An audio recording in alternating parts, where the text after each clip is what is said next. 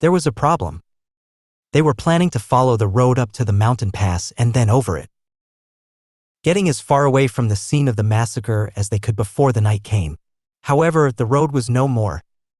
At some point during the last months, or maybe even just yesterday, a terrible rockfall occurred, obliterating whole segments of the narrow roadway and making its other parts untraversable. Sonny stood on the precipice of a vast chasm, looking down with no particular expression on his face. What do we do now?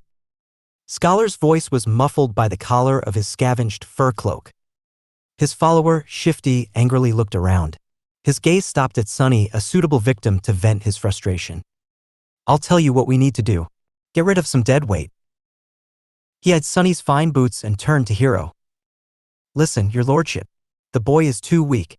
He is slowing us down. Plus, he's weird. Doesn't he give you the creeps? The young soldier answered with a judgmental frown, but Shifty wasn't done. Look how he's glaring at me. I swear to gods, ever since he joined the caravan, nothing had gone right. Maybe the old man was right, the boy is cursed by the shadow god. Sonny struggled to not roll his eyes. It was true that he was unlucky. However, the whole truth was opposite to what Shifty was trying to insinuate. It was not that he had attracted misfortune to the slave caravan. On the contrary, it was because the caravan was doomed to begin with that he had ended up here. Scholar cleared his throat. But I've never said that. Whatever. Shouldn't we get rid of him just in case? He can't go on for much longer anyway. Scholar gave Sonny a strange look. Perhaps Sonny was getting paranoid, but there seemed to be a bit of calculating coldness in the older slave's eyes. Finally, Scholar shook his head. Don't be too hasty, my friend. The boy might prove useful later on. But Hero finally spoke, putting an end to their quarrel. We're not going to leave anyone behind. As for how much longer he'll be able to endure, just worry about yourself. Shifty clenched his teeth, but then just waved a hand. Fine. So what do we do then? The four of them looked at the broken road, then down the slope of the mountain and finally up where a sheer cliff wall was broken apart by the falling rocks. After a bit of silence, Scholar finally spoke. Actually, in the old days, there used to be a path leading to the peak of the mountain. It was sometimes used by pilgrims. Later, the Empire had widened parts of the path and built a proper road on top of it, now leading to the mountain pass instead of the peak, of course. He looked up. The remnants of the original path should still be somewhere above us. If we reach it, we should be able to find our way back to the undamaged section of the road. Everyone followed his gaze, shifting uncomfortably at the prospect of climbing the treacherous slope. Except for Hero, of course, who remained as calm as a saint. Due to the rockfall, the slope wasn't an almost vertical wall anymore, but still, the incline was quite sharp. Shifty was the first one to speak. Climb that? Are you insane? Scholar helplessly shrugged. Do you have a better idea? No one did. After a bit of preparation, they began the ascent. Shifty and Scholar stubbornly carried the weapons they had picked up off the dead soldiers' bodies. But Sonny, with some regret, decided to leave his newfound short sword behind. He knew that this climb was going to test the limits of their endurance. The sword might not have seemed to be that heavy right now, but every extra gram of weight was bound to feel like a ton all too soon. As the weakest member of the group, he was already struggling to keep up, so there wasn't a lot of choice. Shedding a few kilograms of iron was the right thing to do. Walking up the mountain road with the weight of the supplies on his shoulders was already hard enough. But climbing up the mountain itself turned out to be pure torture. Just half an hour later, he felt like his muscles were going to melt, with his lungs on the verge of imploding. Clenching his teeth, Sonny continued to move forward and up. He had to constantly remind himself to watch his footing too. On this unstable, icy slope, one misstep was enough to send a man tumbling down to his death. Just think about something pleasant, he thought. But what happy thoughts could he summon? Failing to come up with something else, Sonny began to imagine what reward he was going to receive at the end of this trial. The boon of the first nightmare was the most important thing given to an awakened by the spell. Sure, later trials could provide them with more abilities and vastly improve their power. But it was this first one that determined what role an awakened would be able to play, how great their potential would be, and what price they would have to pay, not to mention giving them the necessary tools to survive and grow in the dream realm. The main benefit of the first nightmare's boon was simple, yet possibly the most important. After completing their trial, aspirants were bestowed with the ability to perceive and interact with soul cores. Soul cores were the basis of one's rank and power. The stronger your core was, the greater your might would grow. The same went for nightmare creatures, with a deadly caveat that, unlike humans, they could possess multiple cores. A lowly beast had just one, but a tyrant like Mountain King had 5. Coincidentally, the only way to improve your soul core was to consume soul shards scavenged from the corpses of other dream realm inhabitants. That's why Awakened went out of their way to battle powerful nightmare creatures despite the risk of death. The second benefit was less straightforward, but nevertheless vital. After completing the first nightmare, aspirants were elevated to the rank of dreamers, colloquially known as sleepers, and gained access to the dream realm itself. They would enter it on the first winter solstice after passing the trial and remain there until an exit was found, thus becoming fully awakened.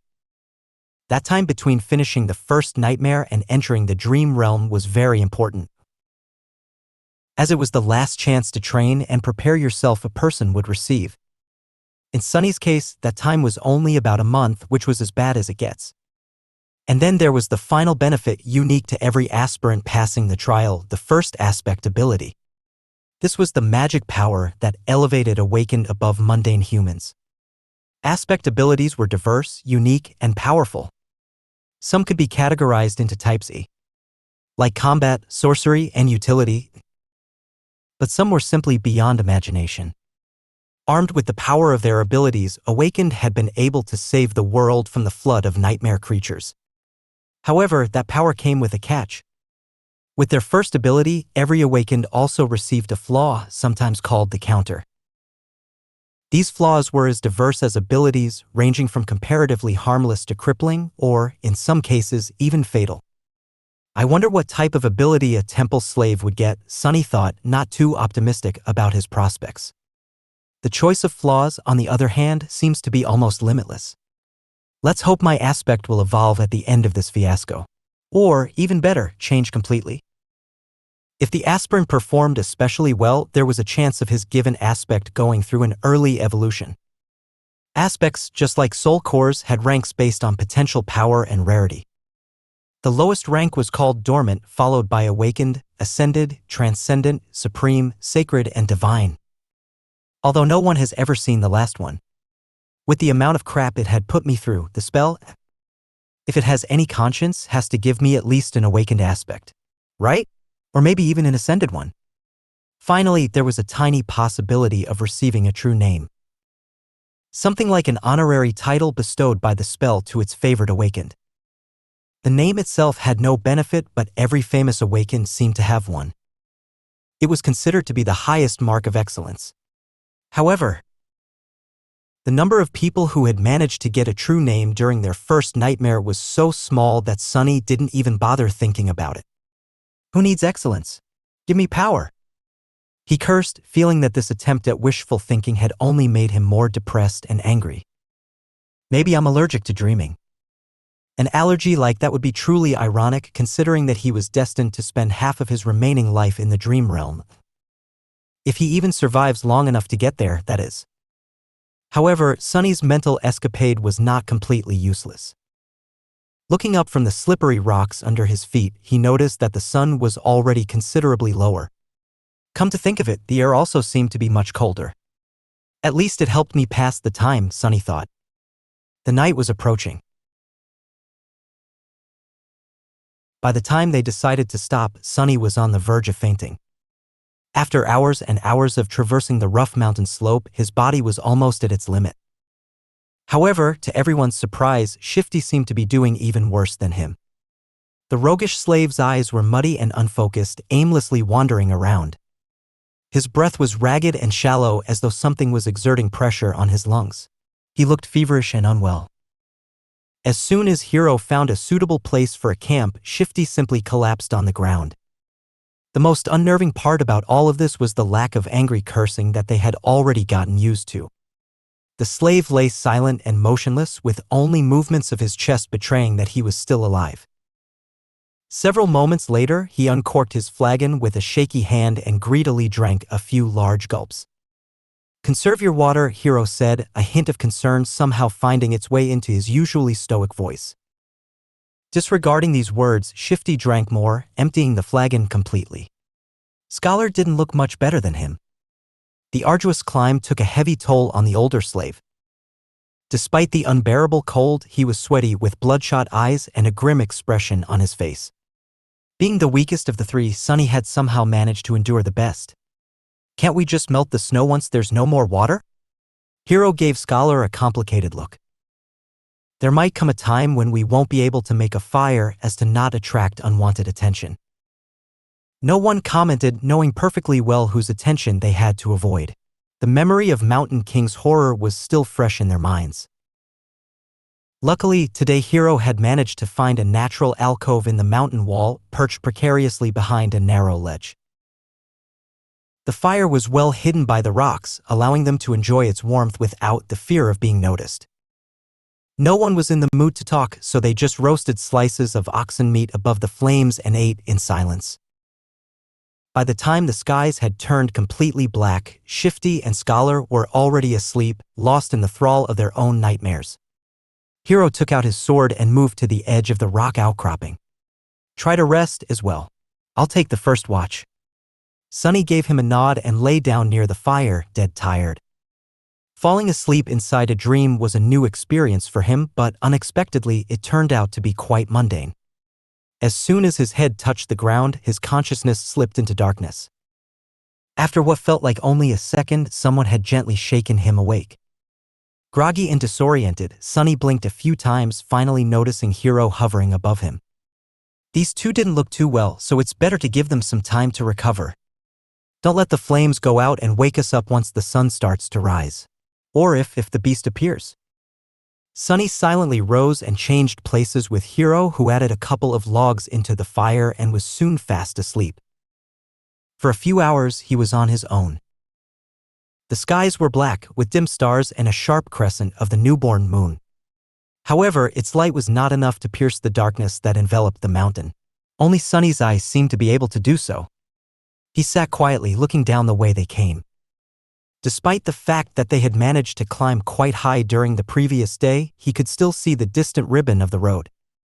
He could even trace it back to the stone platform where the fight with the tyrant had taken place. The tiny dots littering the stones were the dead bodies of the slaves. As he was watching them, a dark figure slowly crawled on the platform from beneath the cliff.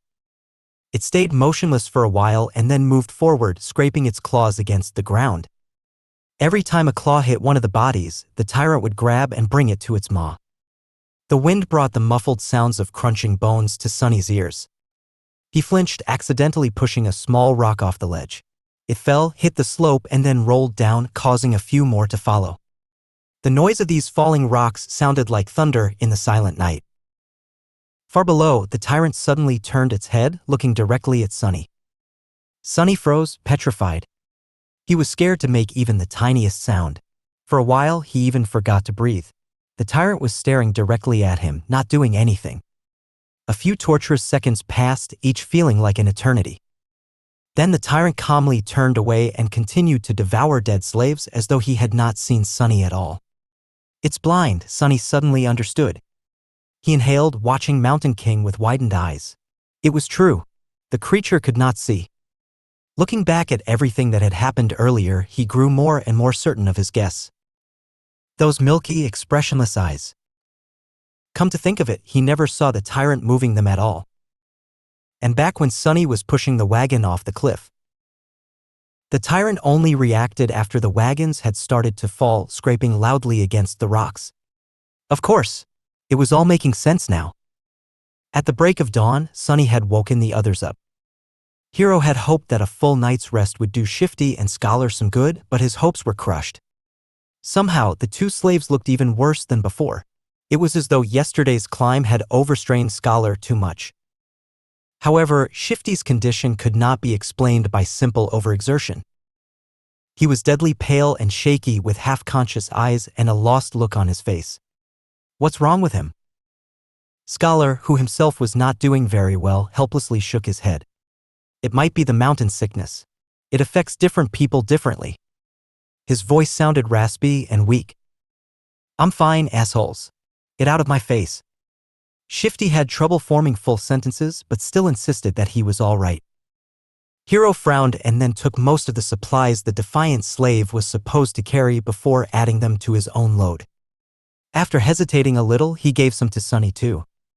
Did anything happen while we were asleep? Sunny stared at him for a few seconds. The monster ate the dead. The young soldier's frown deepened. How do you know? I heard it. Hero moved to the edge and looked down, trying to make out the distant stone platform. After a minute or so, he clenched his jaw, showing signs of uncertainty for the first time. Then we'll have to move faster. If the creature is finished with all the bodies, it will come for us next. We need to find that old path before nightfall. Frightened and dejected, they set out again and continued to climb. Sunny was slowly dying under the weight of the added load. Thankfully, Shifty and Scholar had already drunk most of the water, lightening it a little. This is hell, he thought. They climbed higher and higher and higher. The sun was climbing with them, slowly approaching the zenith. There was no talking, no laughs, only strained breathing. Each of the 4 survivors was concentrated on his own steps and footing. However, Shifty was falling farther and farther behind. His strength was abandoning him. And then at some point, Sunny heard a desperate scream. Turning around, he only had time to see a panic-stricken face. Then Shifty fell backward, his foot slipping on an ice-covered rock. He hit the ground hard and rolled down, still trying to grab onto something. But it was too late. Frozen in place and powerless, they could only watch as his body tumbled down the slope, leaving bloody marks on the rocks. With each second, Shifty looked less like a man and more like a rag doll. A handful of moments later, he finally came to a halt, hitting the top of a large, protruding stone in a pile of broken flesh. Shifty was dead.